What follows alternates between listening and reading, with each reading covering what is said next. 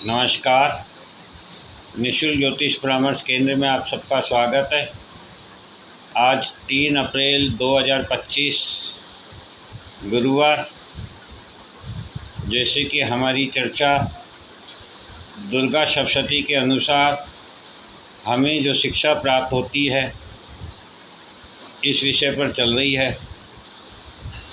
तो हमने देखा कि किस प्रकार से बंधन मोह में पड़कर व्यक्ति स्वयं को कष्ट देता है, फिर वह चाहे राजा हो चाहे धनी व्यक्ति हो। तो हमें ये भी यही शिक्षा देते हैं कि संग्रहण की प्रवृत्ति नहीं होनी चाहिए, क्योंकि संग्रहण ही हमारे शत्रुओं को जन्म देता है। इसके पश्चात हमने महिषासुर का वध के बारे में जाना, तो वह हमें ये बताता है कि आपको जो स्थान प्राप्त है प्रकृति प्रदत्त, वही आपके लिए श्रेष्ठ है। आप किसी दूसरे के स्थान पर अतिक्रमण ना करें। यदि ऐसा करते हैं तो आप प्रकृति के विरुद्ध कार्य करते हैं और उसमें भी आपका निश्चित रूप से विनाश है। इसके पश्चात हमने देखा कि किस प्रकार शुंभ निशुंभ तीनों लोकों के स्वामी होते हुए, समस्त धन संपत्ता के स्वामी होते हुए भी एक स्त्री के मोह में आकर अपने भृत्यों के चंडमुंड के द्वारा बताए विवरण के अनुसार मोहपाश में आ जाते हैं और अपने दूत को, देवी को अपनी शरण में आने के लिए कहते हैं। और देवी जब उन्हें बताती है कि मैंने शपथ ली है कि जो मुझे हरा देगा युद्ध में वह मेरा वरण कर सकता है, इस प्रकार वे अपने सेनापति को सेना लेकर भेजते हैं। सेनापति का नाश हो जाने पर वे अपने भृत्य चंडमुंड को भेजते हैं, और चंडमुंड जो कि माता के स्वरूप को देखकर, उनकी सुंदरता और भव्यता को देखकर शुंभ निशुंभ को बताते हैं और उन्हें पाने की लालसा पैदा करते हैं। इसीलिए माता देवी काली का रूप धारण करती है, जो विकराल होता है, डरावना होता है, और उन चंड और मुंड दोनों की गर्दन से मृत्यु करती है, क्योंकि वे इंद्रियां जो उनकी सुंदरता को देख सकती थी, वे इंद्रियां जो उनकी सुंदरता की तारीफ कर रही थी, उन इंद्रियों को उस शरीर से अलग कर दिया जाता है। अर्थात जिसका जैसा दोष होता है उसको वैसा फल प्राप्त होता है, दंड प्राप्त होता है। और चंडमुंड के मारे जाने पर रक्तबीज को जब सेना लेकर भेजा जाता है, तो रक्तबीज एक ऐसा राक्षस है जिसे वरदान प्राप्त है कि उसके रक्त की जितनी बूंदें गिरेगी उतने पुरुष पैदा होंगे और वे सभी रक्तबीज के भांति शिक्षा में मजबूत होंगे। इस प्रकार से रक्तबीज पर वार करना या उसे मृत्यु देना अत्यंत ही असंभव था, किंतु इसका भी दंड का प्रावधान प्रकृति में प्रदत्त है। और माता ने जिस प्रकार से रक्तबीज का वध गिरा, उस गिरते हुए रक्त को जमीन पर गिरने से पहले ही रक्तपान किया और उससे जितने भी रक्त बीज पैदा हुए उन्हें चबा कर मार डाले और इस प्रकार रक्त बीज का वध करने में सक्षम हुई। तो ये हमें बताता है कि वरदान का दुरुपयोग करने पर भी वह वरदान शक्तिहीन हो जाता है। तो प्रकृति में हर कोई क्षमता जो आपको प्राप्त है वह सदुपयोग करने के लिए है, वह प्रकृति का पोषण करने के लिए है, वह प्रकृति की रक्षा करने के लिए है। इससे हमें यही शिक्षा प्राप्त होती है। यदि हम उसका दुरुपयोग करते हैं तो प्रकृति के द्वारा हमें दंड प्राप्त होता है और इसी प्रकार से हमें निरंतर प्रकृति हर तरीके से हर संभव प्रयास करती है कि हम इस प्रकृति के नियमों को समझें, उसको जानें और उस पर अमल करें ताकि अपने इस जीवन को सार्थक बना सकें और मोक्ष और मुक्ति का मार्ग प्रशस्त कर सकें।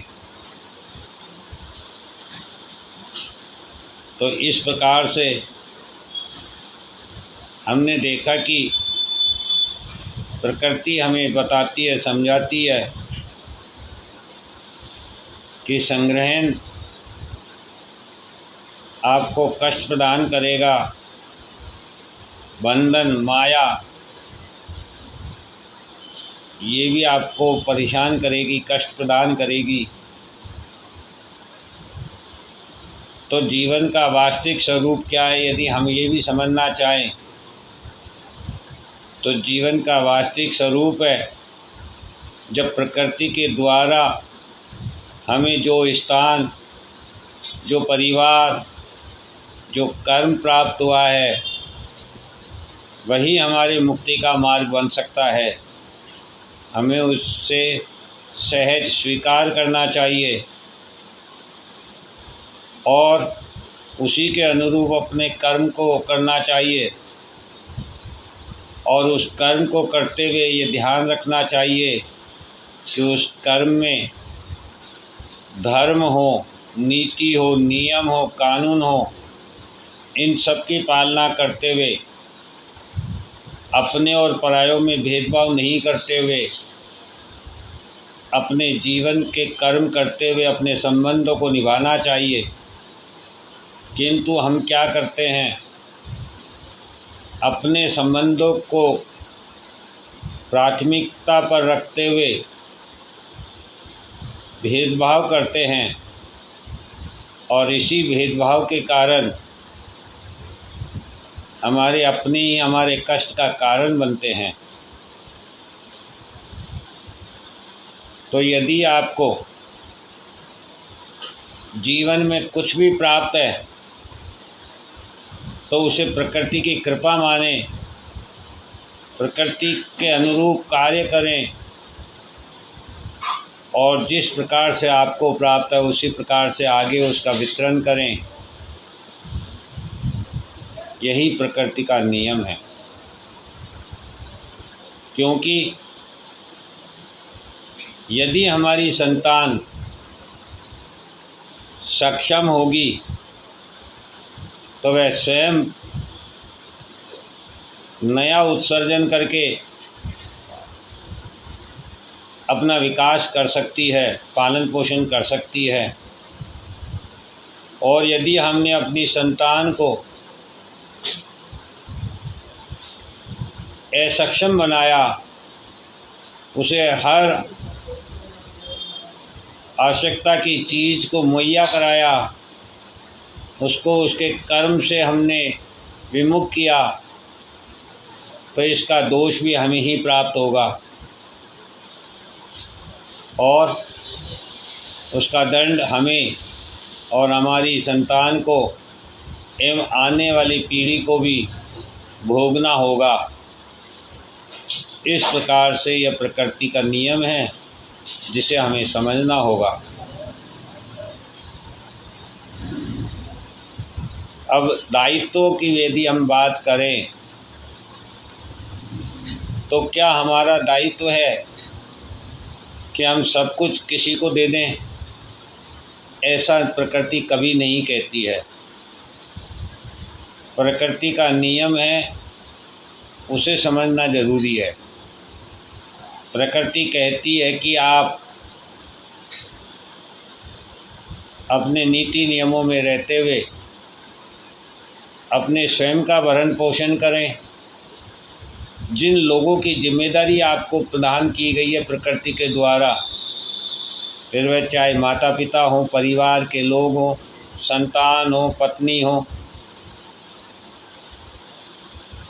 मित्र हो, समाज हो, उन सभी का अपना एक हिस्सा आपको प्राप्त होता है किसी न किसी रूप में।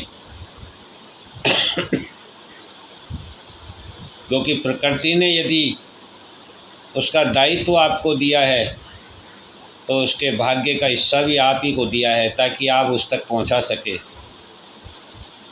तो इस हिस्से को आप स्वयं के द्वारा प्रदत्त ना माने, ये सबसे बड़ी भूल है। क्योंकि जब आप ये मानते हैं कि मैं करता हूँ, मैं सभी का पालन पोषण करता हूँ, मैं सभी की रक्षा करता हूँ, मैं सभी के लिए वितरित करता हूँ, मैं सभी के लिए कमाता हूँ, मैं सभी के लिए मेहनत करता हूँ, और जहाँ ये मैं आ जाती है वहीं अहंकार होता है, और जहाँ अहंकार होता है वहाँ नाश होता है, विनाश होता है। बस इतना ही हमें समझना होगा। बल्कि प्रभु का धन्यवाद कीजिए कि किसी के लिए कोई कर्म करने की प्रेरणा आपको प्राप्त हुई और उस कर्म को करने में आप सफल हुए। उसके साधन, उसकी सुविधाएं, जो उसका समय, जो भी आपको प्राप्त हुआ वह प्रकृति प्रदत्त है। इसलिए प्रकृति के को धन्यवाद कीजिए कि उसने आपको इस लायक बनाया कि आप किसी के लिए कुछ कर सकें। तब प्रकृति आपके द्वारा और कई बड़े बड़े कार्य करवा सकती है और उसका यश आपको दिलवा सकती है। इसलिए अपने अहंकार को त्याग कर प्रकृति का धन्यवाद करते रहिए। यही हमें इससे शिक्षा प्राप्त होती है। जय हिंद, जय भारत।